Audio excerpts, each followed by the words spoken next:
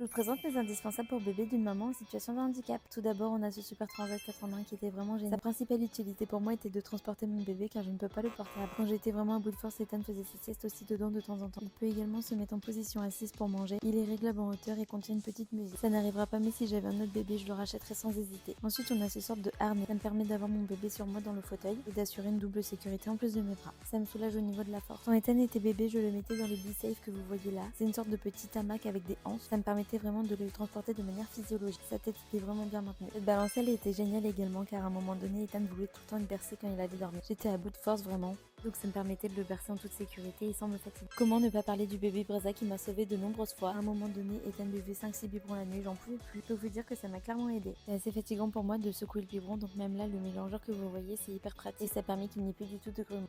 Évidemment, je parle du cododo car il était d'une grande utilité. Sachant qu'Ethan ne fait pas ses nuits, ça m'évitait de me lever 20 fois la nuit. Oui, 20 fois, vous avez bien entendu. La baignoire twist check a été incroyable aussi. Au début, je mettais les pieds de la baignoire, comme ça ne me faisait pas mal au dos, je restais bien droit. Et quand Ethan est devenu un peu plus lourd, je la mettais directement sur ma table à manger, avec le plan allongé. Ça m'a bien aidé également. Enfin, la nacelle. Qu'est-ce que c'est pratique. Non seulement c'est un confort pour le bébé, et on l'a endormi de nombreuses fois dans la nacelle le soir. Je vais tester ça prochainement. Je vous en redirai des nouvelles. Des bisous!